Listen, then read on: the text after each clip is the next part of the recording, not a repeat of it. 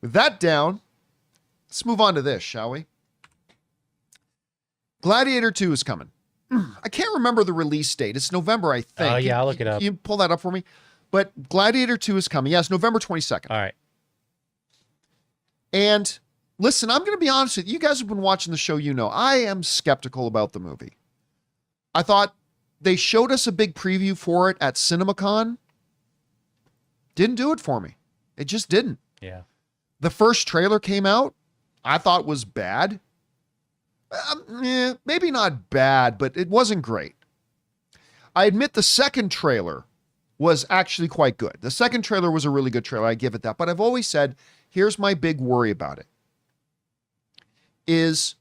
I think the idea of a sequel to Gladiator picking up with the little kid from the first one, Lucius, now many years later, and where that all goes and all that kind of stuff, that could be interesting. But the biggest problem, and I know it sounds weird to say, but is Ridley Scott. Mm-hmm. Ridley Scott, who is easily a first ballot Hollywood Hall of Famer, an iconic, legendary director who's made some of our favorite cinema ever. But let's be honest. Other than The Martian, which was fantastic. The Martian was great. But The Martian is now not a recent movie.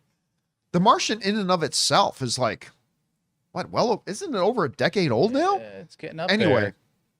Other than The Martian, Ridley Scott hasn't made a good movie in like 15 years. Yeah, 2015. It's getting close to 10 years old. He hasn't made a good movie in like 15 years.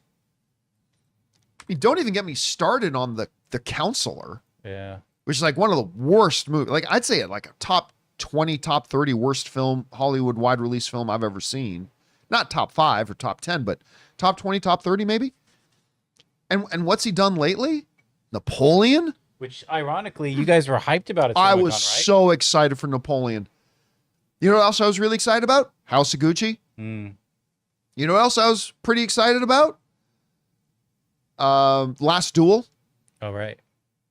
You know what else I was pretty excited about? Robin Hood. You know what else I was pretty excited about? No, the guy just hasn't made a great movie in like 15 years, other than The Martian. Right. And so, even though it sounds weird, my biggest apprehension, the biggest reason I have not had a lot of faith in Gladiator II, it's got a terrific cast, awesome cast, but has been Ridley Scott. I'm going to admit it. That Ridley Scott is now something that makes me worried about a film. So it was with great interest when I got an invitation to go see a Gladiator II screening at the Paramount lot. I ended up not going because I don't accept any invitations to anything anymore.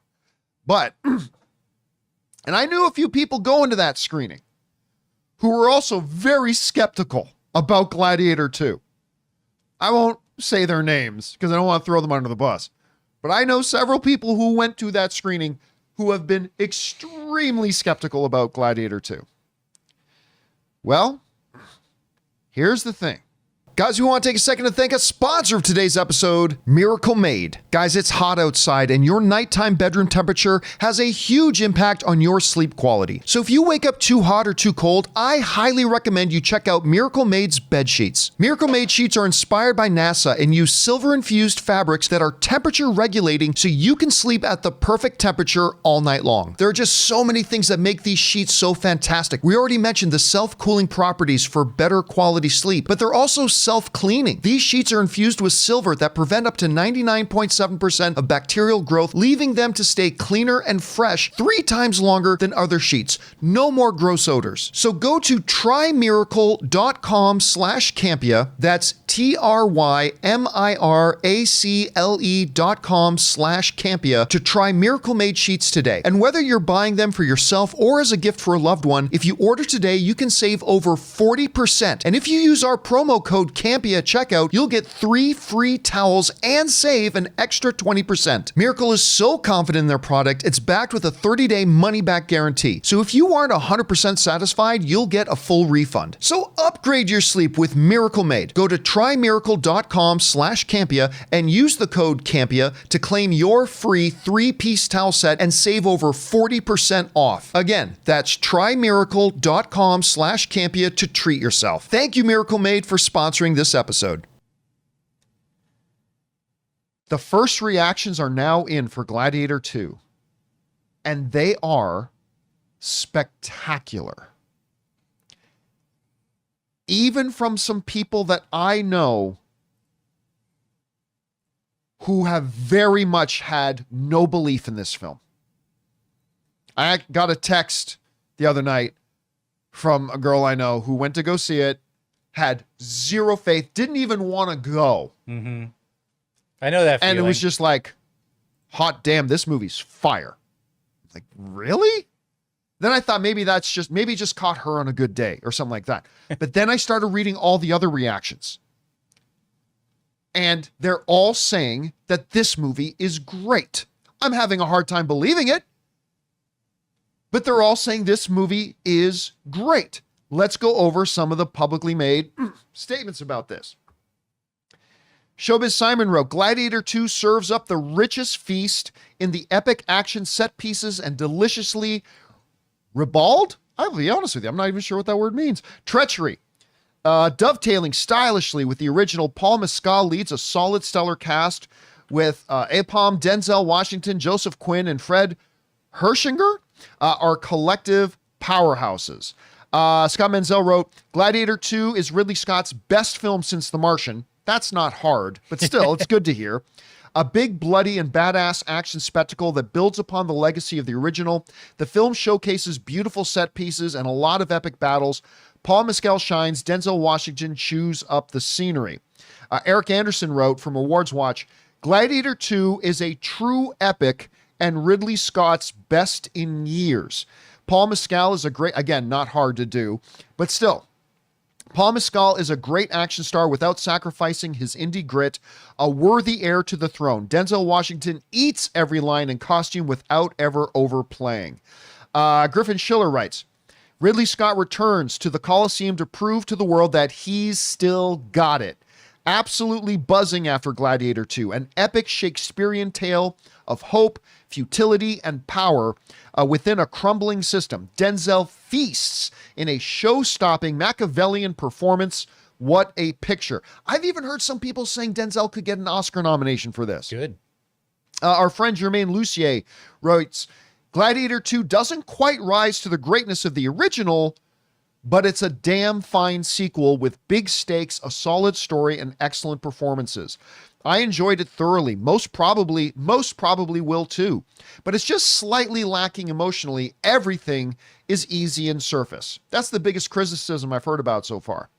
Cinemovie TV writes, dang, Gladiator 2 is pretty awesome. Paul Mescal, Denzel Washington, Pedro Pascal, Joseph Quinn, and Fred Hechinger shine. It's a worthy follow-up, and Ridley Scott captures the spirit of the original, but sequel is its own thing. Matthew Koss writes, Gladiator 2 is what happens when Ridley Scott lets loose and finds heart in the action. A total spectacle with a pulsating pace. Can't wait to see Gladiator again. Will Matvey writes, Gladiator 2 lacks the focus and emotional punch of the original, and Mescal isn't quite as captivating a lead here as Crow was. Well, who would be? But it's overflowing with memorable action, and it's got Denzel stealing the movie in soon to be one of his most iconic performances. All right. The Adam Review writes, Gladiator 2, epic masterpiece, emotional with huge, stunning action. Ridley Scott's perfect crescendo. Paul and Pedro deliver the goods, a sweeping, arousing saga that fits your arse, or that fists your arse. That actually is even worse. Put that on the poster. I want to know why that isn't on this thing. Fists your arse. Not just another sequel. It's the best. Maybe I'll just stream it. He says, he goes a little too far when he says it's the best movie ever. I doubt that. Yeah. Still, hey, that's how he feels. That's how he feels. A That's fitting fine. ending, setting to set up what's next. Also, this is why films are made. Wow. Kenzie wrote, Wah, wah, wee, wah. Epic doesn't begin to describe Gladiator II. This is the grandest of filmmaking by Ridley Scott. The theatrics, the blood, and incredible performances make this one of the best films of the year. So fucking incredible. Anyway, it just goes on. Like, from some people I know that were pretty excited about Gladiator 2, but also from people that I personally know had no faith in this film. And they're like texting me and saying, hot damn, this movie's you're going to like it, Campea. Which I have not had a lot of belief that I would. Mm-hmm. And listen, just to be clear, just because all these people like it doesn't necessarily mean I will. But I gotta tell you, it's pretty encouraging. Because, you know, somebody brought up the other day, Jonathan, when we were doing the show, somebody wrote, listen, Denzel Washington is one of the GOATs. He can do whatever he wants. And he chose to be in this. Like, he believed in this. Right. Does that say something? And I said, look, as somebody who's not totally buying into Gladiator 2, I admit that Denzel choosing to be in it when he can do anything he wants, that does speak well for the film. I still don't think it's going to be all that great, but, you know, who knows? We'll see. This, look, man, whether it ends up being great or not, man, you got to say, this all sounds very promising. It's tracking well. It's tracking great. The responses have been good. I mean, what's it opening on the same day as? I think it's Wicked. Yeah, I think it competes with Wicked. I mean, maybe we could be getting, I mean, as long as Cynthia Erivo doesn't totally kill the film before it comes out. Yeah. But I mean, there are some people who asked, could that weekend be the new Barbenheimer? Could Wicked and Gladiator opening on the same, could that be the new Barbenheimer? And I'm like, and I've said, come on. Listen, I don't know. Maybe it can. I feel like people need to stop asking that question, because that was a juxtaposition of, like, you know, something like Barbie and something so, like, I don't know, just important as, like, Oppenheimer. Not that film is so important, but, like, it can be. But the subject matter was very important and historical, you know, up against something that, like, was also important, but in its own way, Barbie.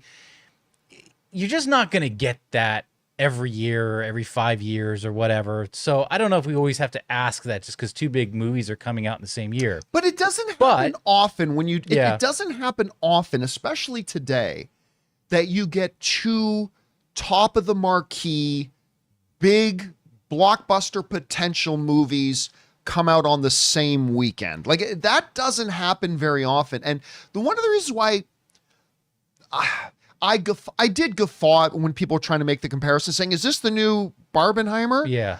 I do get the guffawing, because I guffawed myself. But again, not only is it not very often you get two top of the marquee movies come out in the same weekend, but this also kind of has that same kind of juxtaposition that Barbenheimer did. Like, because you're going to be hard pressed to find two movies that are as different as Barbie and Oppenheimer. Right. You're also going to be, I think, a little hard pressed to find movies that are going to be quite as different as Wicked and Gladiator 2, which apparently is a blood orgy. I like, one of the things somebody told me is that it is graphic. I'm not expecting that out of Wicked. Right. I'm not expecting that out of Wicked, but I mean, I'm even though I admit, put down and ridiculed the idea of trying to say this is the next Barbenheimer. Listen, while I don't think both of these are going to get at or close to $1 billion, I gotta say, I'm starting to understand the comparison, because I've said for a long time, I think Wicked is going to be really good. And maybe now I'm starting to think Gladiator 2 is going to be really good. I don't know, maybe. We got to see where the box office tracking leads us to Gladiator. Yeah. And then we will have a better idea of, like, deeming this, like, you know, Barbenheimer Part 2. Here's what I'll say. I will dub thee the new Barbenheimer. Not if they both make $1 billion, because I don't think that's going to, but I honestly do think at the end of the day, with Barbie and Oppenheimer, I think both those movies ended up being bigger than they would have because they opened at the same time. Yeah, it was like a feedback loop.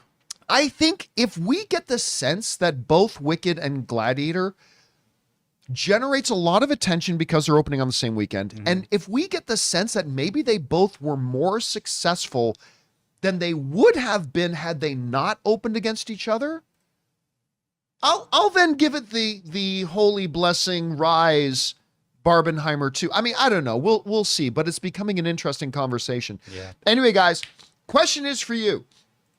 What do you think about this? The responses, I'm telling you guys, it's not just the ones online. I've gotten text messages from people who were at that screening. People I know did not believe in Gladiator 2, did not believe on it. And they're texting me and saying, holy shit, this thing's really good, Campea. You're going to like it. I'm like, really?